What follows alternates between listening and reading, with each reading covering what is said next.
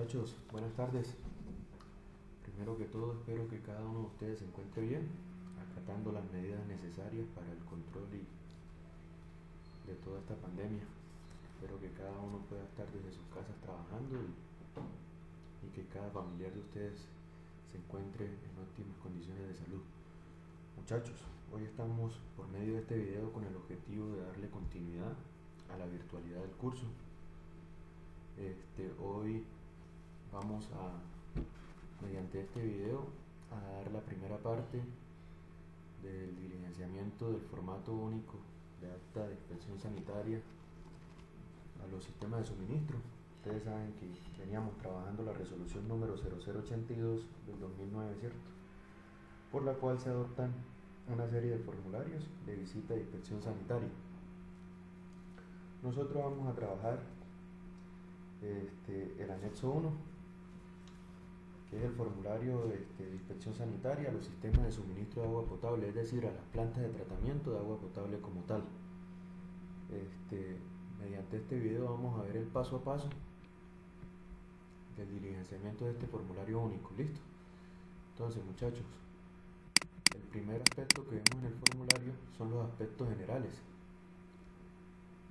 Antes de comenzar a diligenciar el formulario, la resolución nos marca o nos dice que tengamos en cuenta estos aspectos. Lo primero que se debe hacer es concertar la fecha en la que se efectuará la inspección sanitaria con la persona prestadora del servicio público. Siempre, si acuerdan que les dije en ese momento que siempre debe haber un funcionario asignado por la persona prestadora, el cual debe presentar toda la información del sistema de suministro. ¿Listo? Segundo, se debe revisar la información disponible del sistema de suministro de agua para consumo humano. El objetivo de la revisión de esa información es para poder saber qué es lo que vamos a ir a evaluar, cuál es la planta. La tercera es desplazarse al lugar convenido, es decir, a la planta de tratamiento con el funcionario. Es decir, el formulario no se llena por teléfono ni se llena en la empresa como tal, sino que se debe ir a campo. El cuarto, se debe diligenciar el formulario sin tachones. El quinto,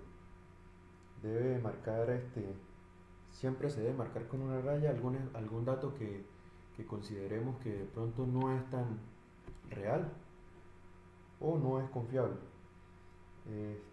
Otro aspecto que hay que tener en cuenta es que siempre se debe diligenciar todo el formulario como tal y colocar no aplica cuando es necesario.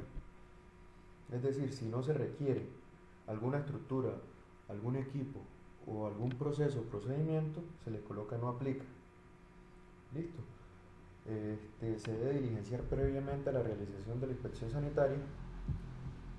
Siempre se debe utilizar un bolígrafo de tinta, el cual no sea borrable. Y ese aspecto generales, que es el que estamos viendo en pantalla, se debe diligenciar antes de ir allá, ¿cierto? Por lo menos cuando son viviendas y esa cuestión, pues se debe trabajar prácticamente con el DANE. ¿Listo? Y por último, se debe diligenciar, nos dice que el formulario se debe diligenciar in situ. Ya eso lo teníamos establecido, ya se los había dicho. Entonces, muchachos, por tanto, estábamos haciendo aquella vez un ejercicio, ¿cierto? Donde marcábamos lo que era el departamento, el municipio, la fecha de la visita, pues le coloqué la de hoy. Ustedes ya sabían o ya se había resaltado en diferentes clases, que la autoridad sanitaria aquí en Ocaña Norte de Santander es el Instituto Departamental de Salud. Por tal motivo, si se va a hacer una evaluación de las plantas de tratamiento ubicadas aquí en la ciudad, va a ser la autoridad sanitaria que nos va a ir a hacer la evaluación. Prácticamente el ejercicio se trata de que ustedes sean o hagan parte de esta autoridad sanitaria. Número de consecutivo del acta de visita le coloqué la 002 y la fecha de la visita anterior le coloqué hace un año. Por lo general estas visitas se hacen anuales. Listo. Se anexa copia acta de visita anterior, le coloqué que no. Por lo general ellos llegan allá y no nos hacen entrega de una copia. Ellos, pues, digamos que a veces la llevan ellos como para una guía, ¿sí? Lo que sí llevan son de pronto si hay requerimientos o algo así. Listo. Entonces, muchachos, esperen que se saltó esto.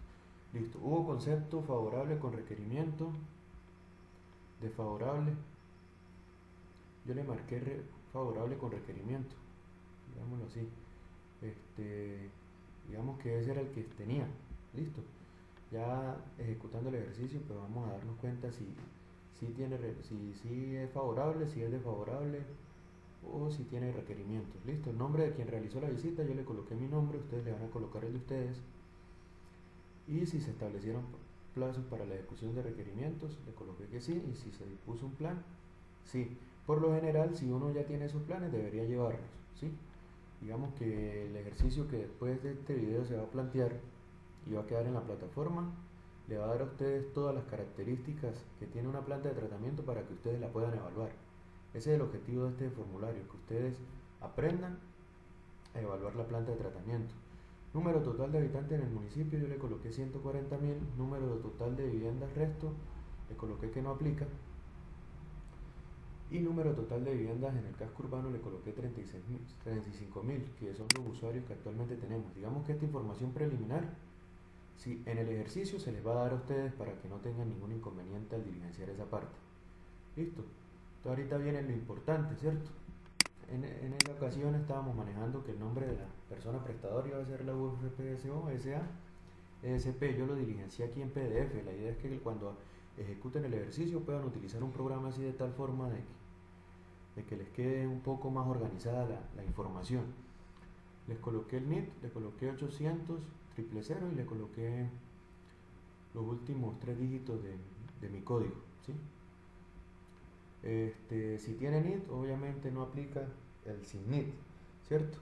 Departamento, entonces lógicamente es el departamento donde se encuentra ubicado el sistema de abastecimiento. Estamos hablando de la persona prestadora, ¿cierto? Por tal motivo, se va a señalar el departamento donde está ubicado, el municipio y localidad si es necesario. Entonces, norte de Santander, Ocaña, la localidad prácticamente es cuando se tiene de pronto, por ejemplo, Bogotá tiene la localidad de Kennedy, o manejan otros tipos de organizaciones. Entonces ustedes deben señalar cuál es el nombre de esa localidad si en llegado caso la tiene. Del resto, los códigos DANE, pues digamos que si nosotros somos los que estamos haciendo la evaluación, nos tocaría ir y buscar cuáles son esos códigos. Para el norte de Santander es 54, para Ocaña 498. Si en llegado caso tienen una localidad, pues les tocaría ir a buscar en el DANE cuál es el código que aplica para esa localidad.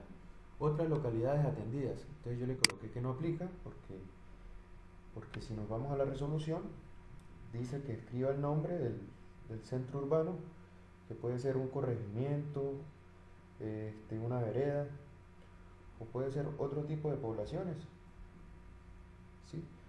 Que de pronto se les está prestando el servicio. En este caso pues no aplica. El representante legal, yo le coloqué el nombre del rector, porque se supone que si de pronto el acueducto es de la universidad, pues digamos que él sería el correo electrónico. Le coloqué correo @ufpso.com.co para diligenciar. Estos datos son sencillos: la dirección, el teléfono, nombre de la planta. Entonces en este nombre de la planta, en el nombre de la planta le coloqué que se llama UFPSO, ¿sí? Entonces recuerden que siempre les dije que si de pronto no se tenía el nombre de la planta, de pronto este comentario no me quedó donde era, dice: en caso de que no lo tenga, se le debe asignar el nombre de la fuente de captación. Es decir, si en llegado caso no se tenía el nombre, pues se le tiene que colocar de qué río viene, es decir, algodonal. Entonces sería PETAP, el algodonal. El caudal de diseño, le coloqué el que se trata más o menos para Ocaña. El caudal tratado actualmente, que debemos ir y constatar que ese sea el caudal que se esté tratando en el momento.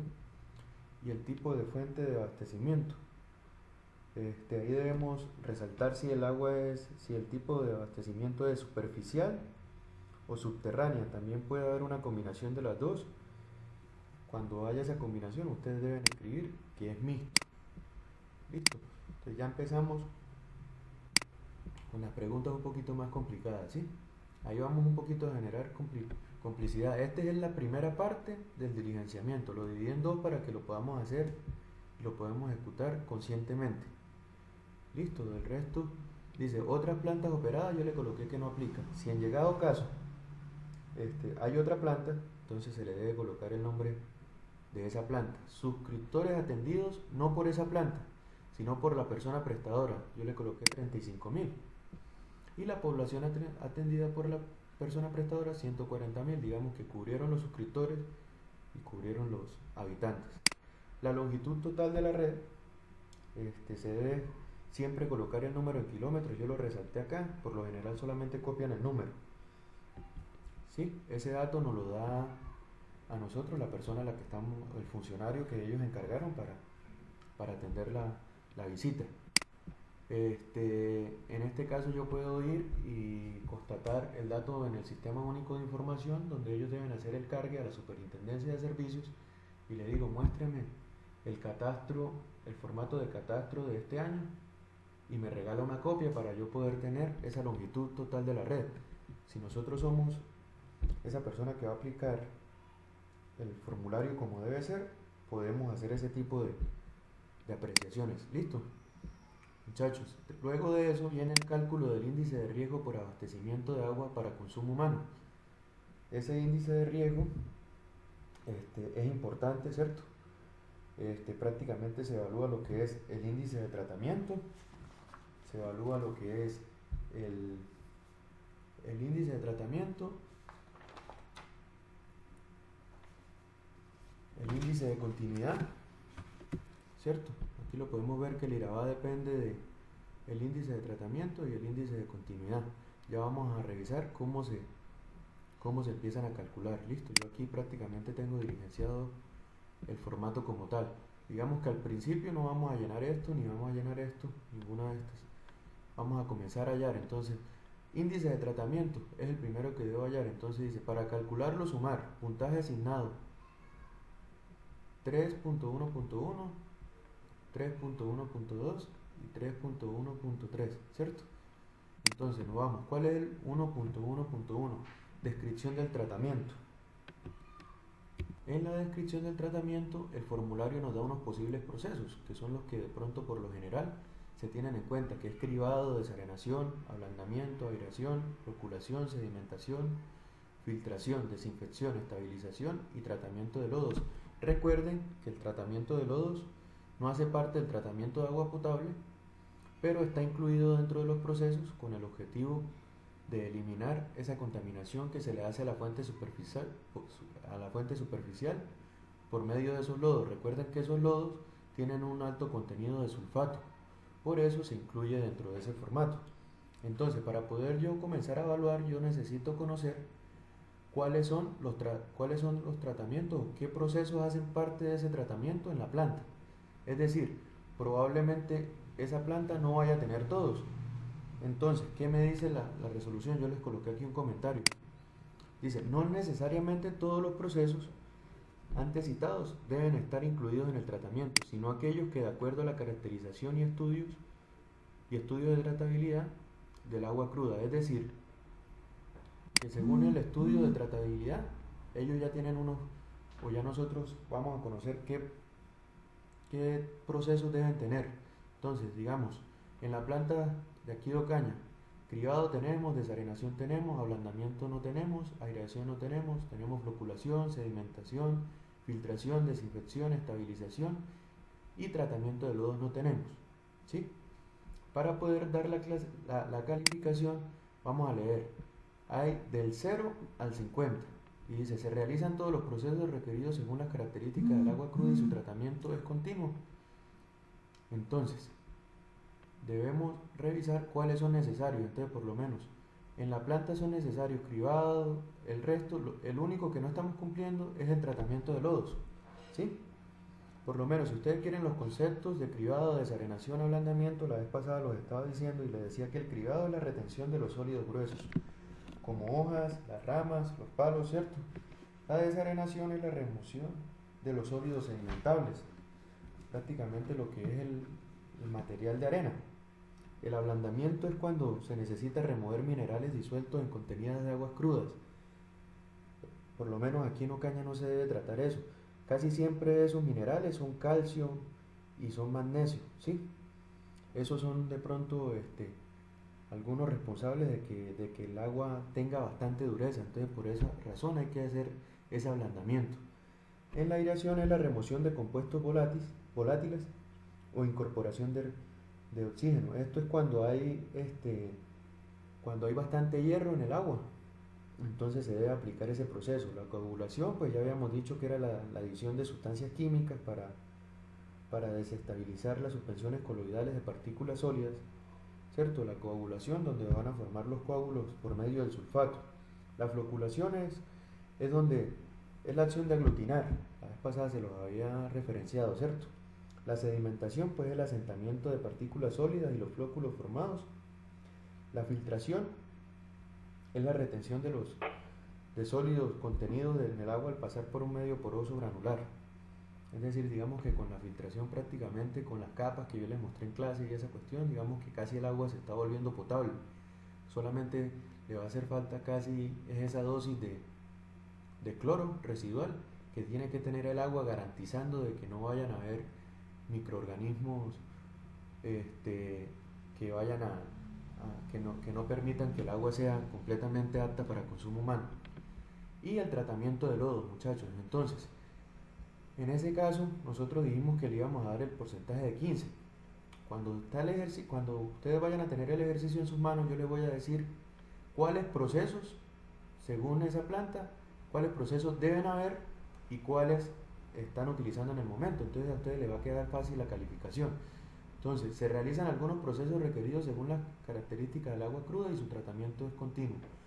Solamente por no tener el tratamiento de lodo en una planta, porque ese lo deben tener todas las plantas, ¿sí?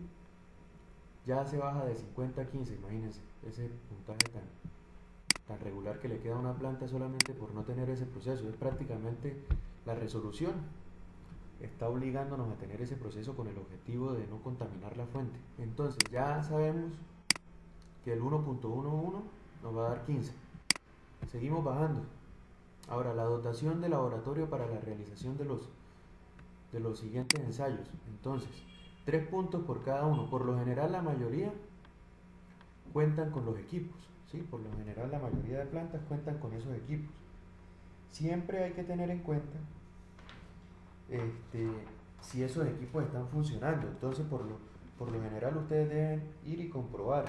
En el ejercicio yo les voy a decir cómo está el funcionamiento para que a ustedes les quede fácil elegir, ¿sí? Es decir, que si en el ejercicio le aparece que se tiene un equipo para medir la turbiedad, pero ese equipo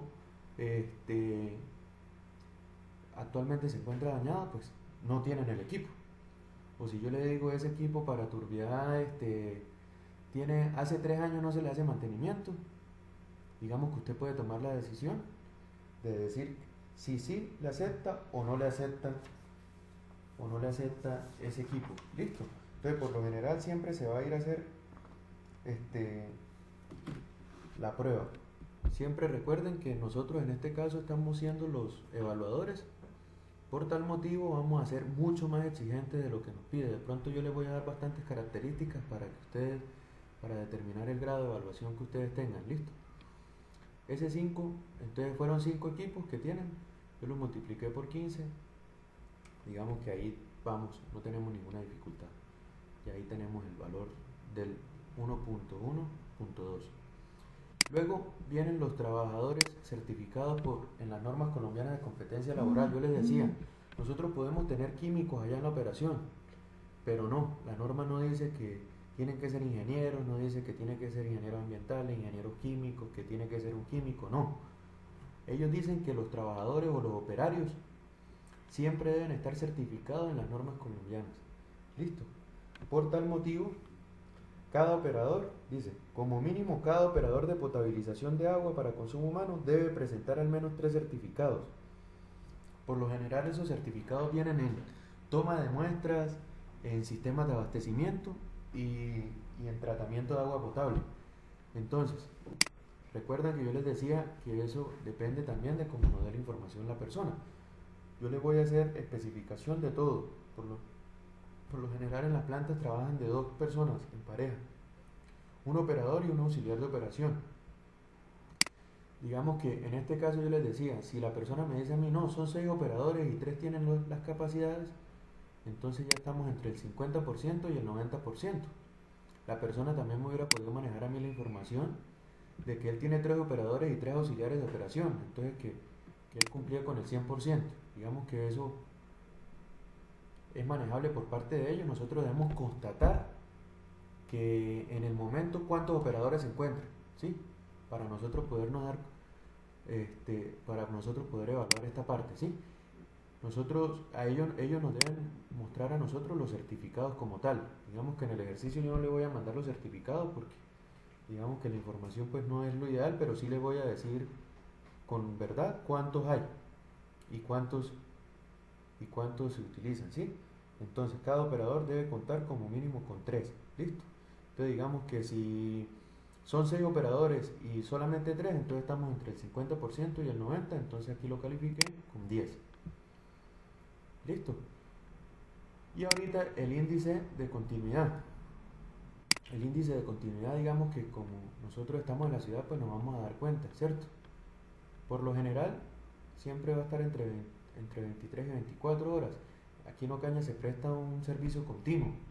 Obviamente van a haber momentos en los que van a haber suspensiones y usted le puede hacer preguntas, ¿por qué en estos sectores se están presentando tantas dificultades? El funcionario le debe explicar qué es lo que puede estar pasando, ¿sí? Pero digamos que en el índice de continuidad, ellos deben tener también la información cargada en el SUI.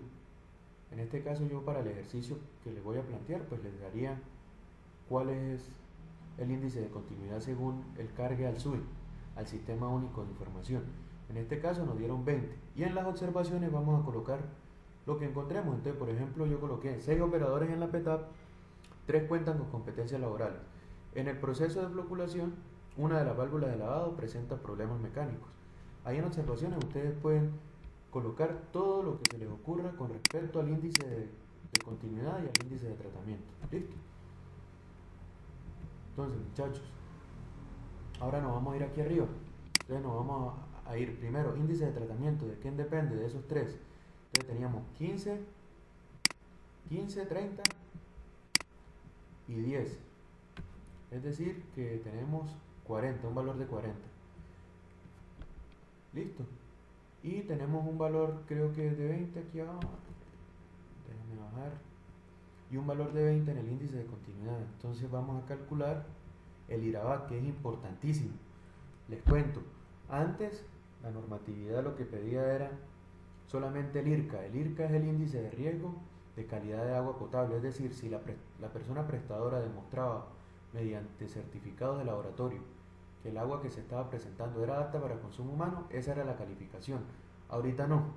Ahorita con respecto a este formulario depende de tres índices. Uno que es el riesgo por abastecimiento, que es el que estamos calculando, otro que es el IRCA, después más adelante lo vamos a revisar, y el otro que es el índice de buenas prácticas sanitarias. Es decir, ya dependen de 3, es decir que una persona puede tener un IRCA 0 o un IRCA favorable y puede no estar cumpliendo con lo demás. Entonces, volviendo al tema, para calcular el IRABA me dice que es 100 menos 40 que me dio el índice de tratamiento y 20 que me dio el índice de continuidad. Entonces, por tal motivo es 40. ¿Listo? Eso por ese lado del formulario. ¿Listo? Digamos que ahí no vamos a tener ninguna dificultad. Ahora vamos al de buenas prácticas sanitarias de la persona prestadora. Entonces empieza a revisar muchas cosas, ¿cierto? Yo no lo diligencié como tal, muchachos. Lo vamos a ir haciendo poco a poco.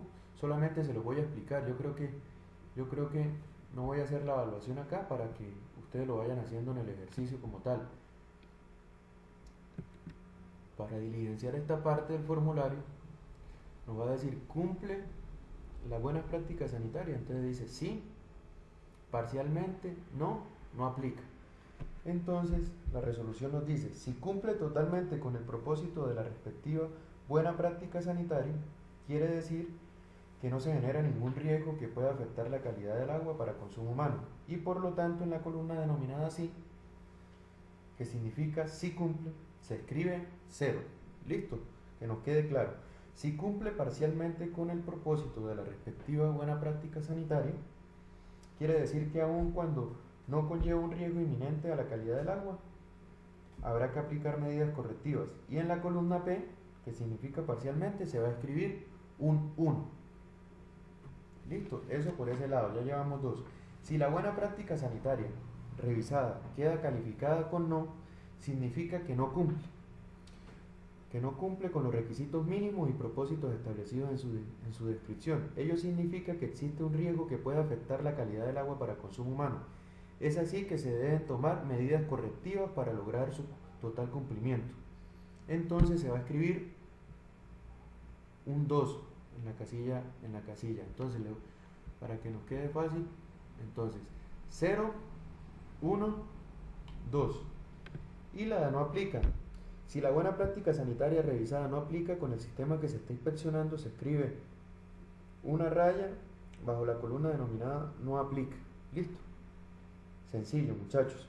Luego de todo, se suman los valores anotados bajo las denominadas P y no. Eso lo vamos a hacer yo creo que en la segunda parte del ejercicio para podernos dar cuenta.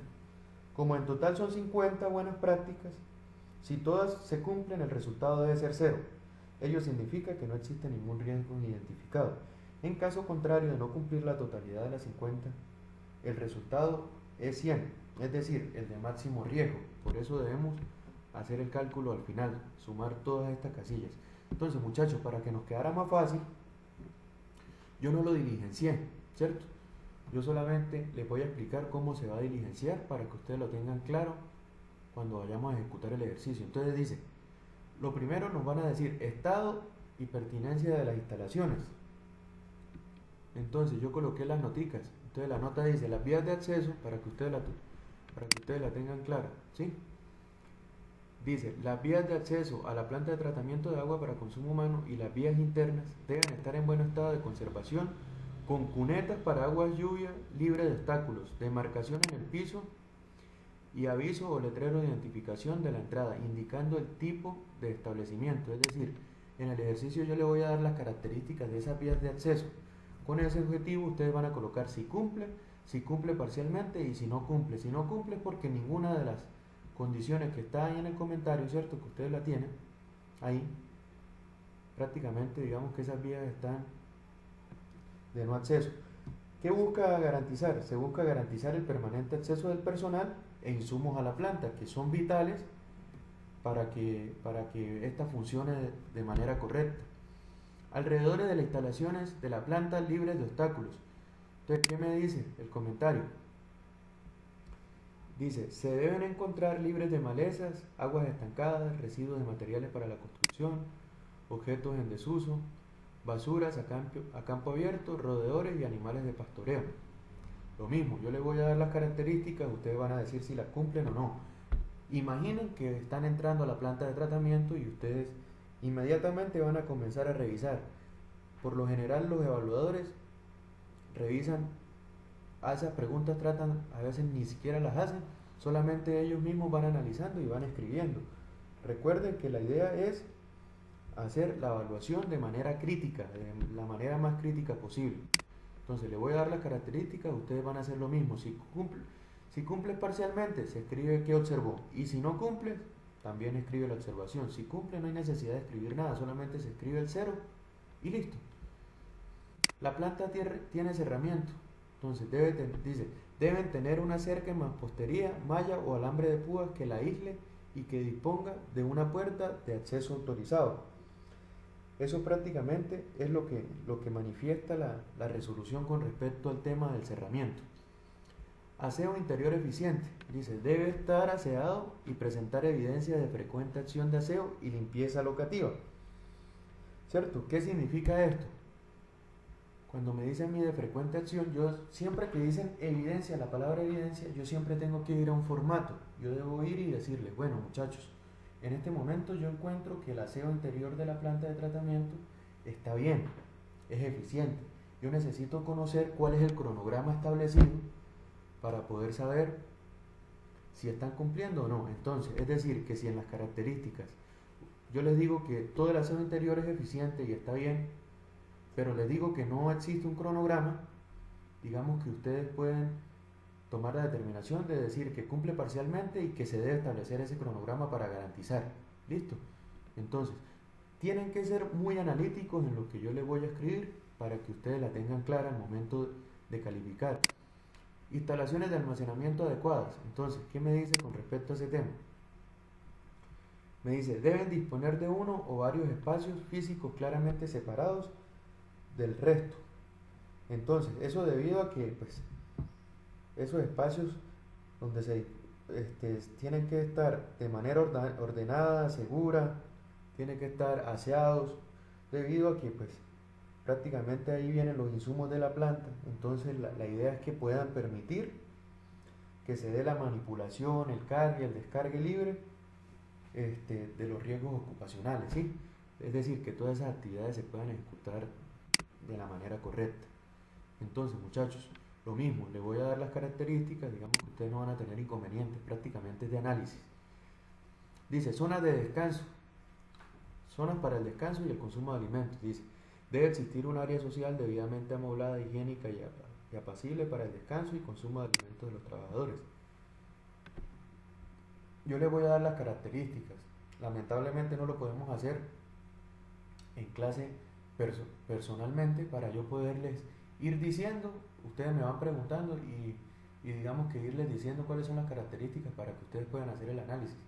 Por lo general el evaluador le dice, ¿ustedes a veces descansan? ¿Sí o no? Y les dice, y si consumen alimentos, ¿dónde lo hacen? Entonces, si ellos les dicen que en el escritorio, digamos que está mal. ¿Sí me entienden? Tiene que haber un área disponible para poder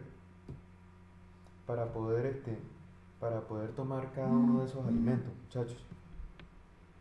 Eso con respecto a eso. Servicios sanitarios en cantidad suficiente. Entonces, da un dato clave y dice, por cada edificio donde laboren hasta 10 trabajadores, debe haber por lo menos 2 baños con sus correspondientes servicios sanitarios. Entonces, correspondientes servicios sanitarios, se debe tener en cuenta obviamente que debe tener lavamanos y ducha de seguridad.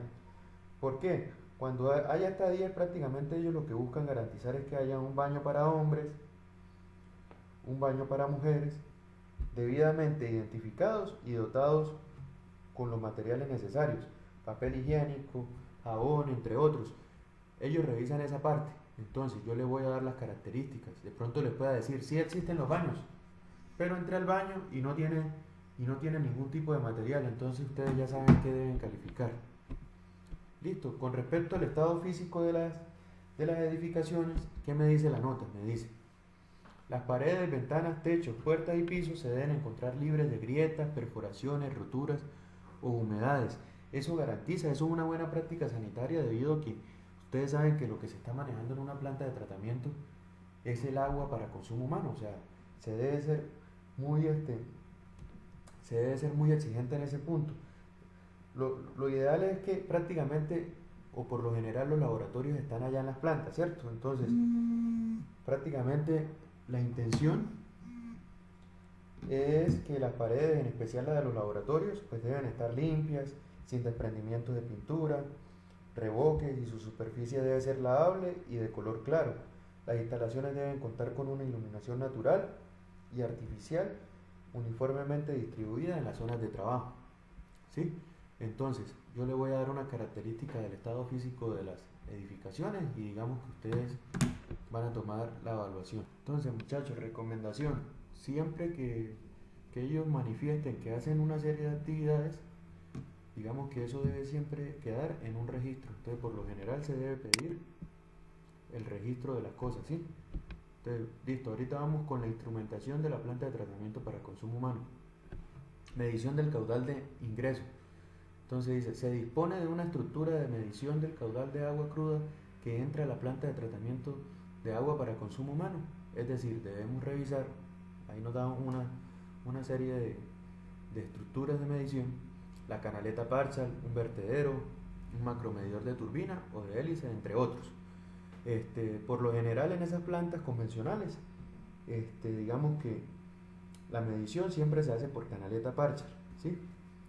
Entonces, digamos que en las características que yo le voy a dar, les voy a colocar si hay medición de caudal de ingresos. Si en llegado caso yo no digo nada de la medición, ustedes tienen que asumir de que no lo hay.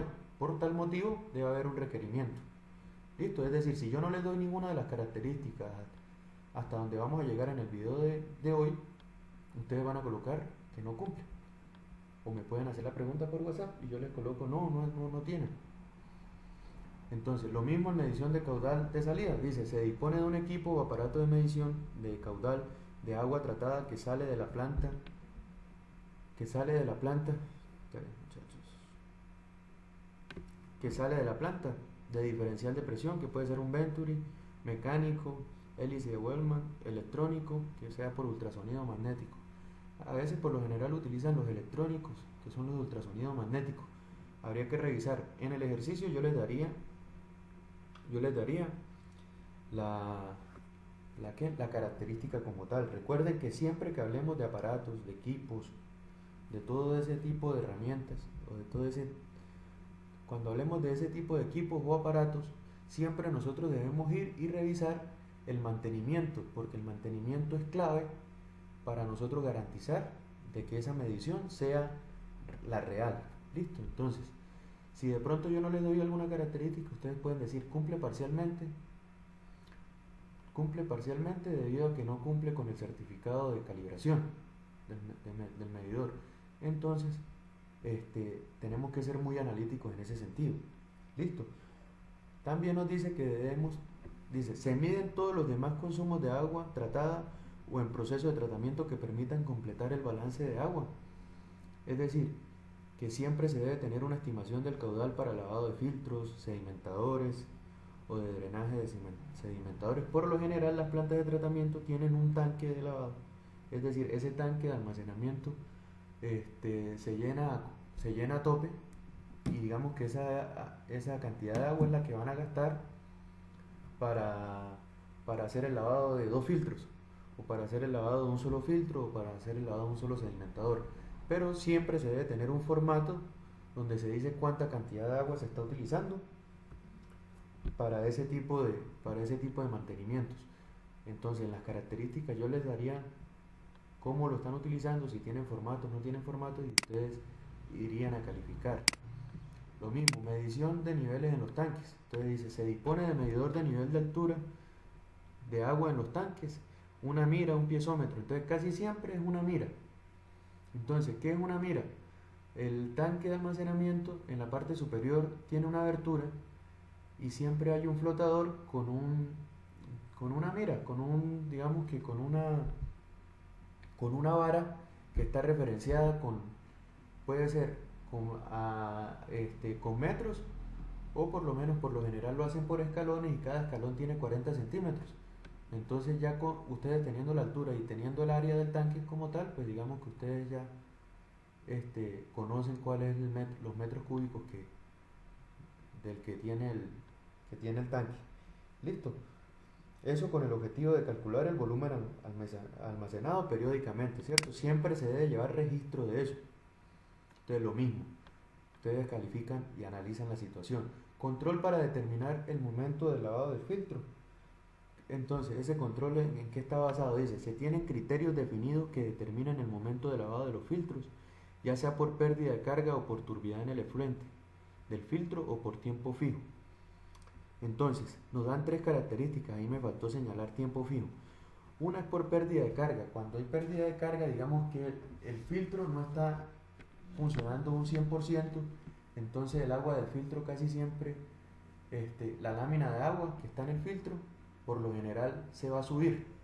Entonces digamos que ya tiene pérdida de carga. Ese es un estilo de criterio, ¿sí? El otro criterio puede ser por turbidez en el efluente del filtro, es decir, voy a la salida del filtro y voy midiendo turbidez. Por lo general yo sé cuánto me tiene que dar la turbidez después del filtro. Si de pronto se aumenta la turbidez en llegado caso, quiere decir que ya el filtro necesita el mantenimiento o el lavado. Y la otra es por tiempo fijo, es decir, yo ya sé cuál va a ser el comportamiento de los filtros que yo tengo en mi planta, y ya sé que los debo lavar cada 48 horas, cada 36 horas. Entonces, esos criterios deben estar definidos en una tabla y deben estar programados. Si son por tiempo fijo, deben estar programados. Y si es por pérdida de carga o por turbidez, se debe estar haciendo el cálculo de la turbidez para poder definir cuándo va a ser el lavado.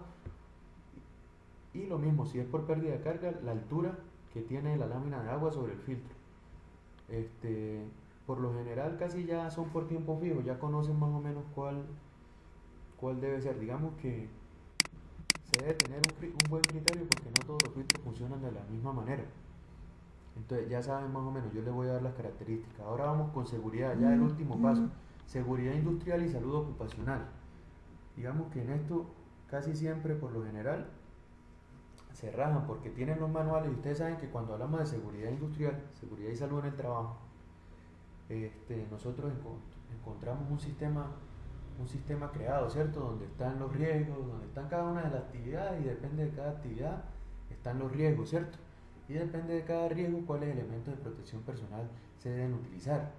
Por lo general, estos sistemas deben tener un ciclo, ese ciclo se llama PHBA, planear, hacer, verificar y actuar, con el objetivo de ir mejorando cada día. ¿Esto qué significa? Tener un ciclo significa que siempre van a haber correcciones y cuando hay correcciones deben quedar plasmadas en formatos.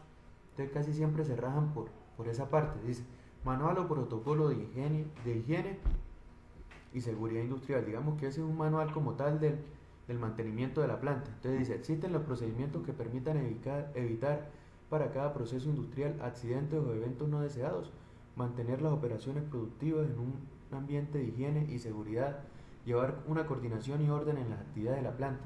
Entonces digamos que ese manual de higiene y seguridad industrial prácticamente tiene que estar incluido dentro del manual de procesos y procedimientos de la planta de tratamiento.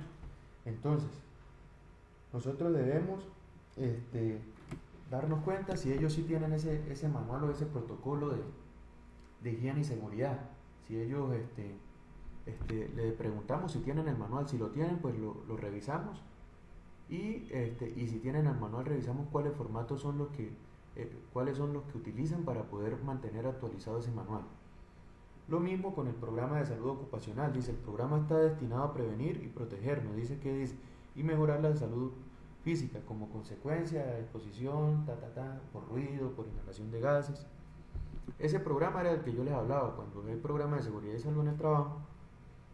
Digamos que ese programa está creado mediante un ciclo PHBA donde se debe tener toda la corrección de las cosas que van sucediendo, los incidentes, todo eso. Entonces nos debe mostrar el programa como tal. Eso por ese lado, muchachos. También hay que tener en cuenta la señalización y demarcación de las áreas de trabajo. Entonces vamos a revisar qué nos dice ese. Deben existir señales preventivas, informativas y prohibitivas con el objetivo de evitar accidentes. Entonces, ya dándonos el programa, digamos que prácticamente nos van a decir cuáles señales están destinadas, cuáles deben ir. Listo. Entonces nosotros debemos revisar eso. Digamos que el evaluador casi siempre en esta parte lo que pide es las herramientas. Es decir, o prácticamente lo que pide es el físico de las cosas. Nosotros debemos ser un poco más puntuales y saber que esto es importantísimo porque eso depende de la vida de los trabajadores. Lo mismo, los operarios visten uniformes dotados para el trabajo. Dice, debe vestir uniforme adecuado a su trabajo y debe estar limpio. Siempre debemos tener en cuenta que el calzado, en este caso, debe ser cerrado, de material resistente e impermeable. Entonces, lo mismo, ¿cumplen o no cumplen? Listo. Entonces, prácticamente, yo les voy a dar las características de qué tienen y qué no tienen con respecto a la seguridad industrial y salud ocupacional y ustedes van a hacer la referencia aquí. Lo mismo los elementos de protección personal. Dice, adicionalmente a la dotación y en el momento de que es requerido por parte del reglamento de seguridad, los operarios deben usar los elementos de protección.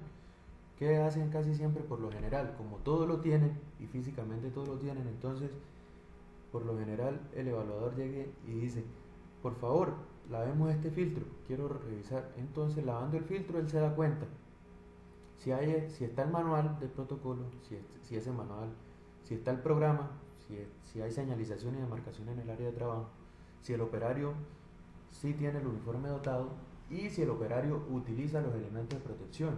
Es decir, pueden estar los elementos de protección que si en llegado caso el operario no los utilizó, digamos que uno puede tomar una determinación respecto al tema. Listo, porque no solamente es tenerlo, sino utilizarlo. Y si no lo utilizó, pues digamos que va a tener inconvenientes ahí.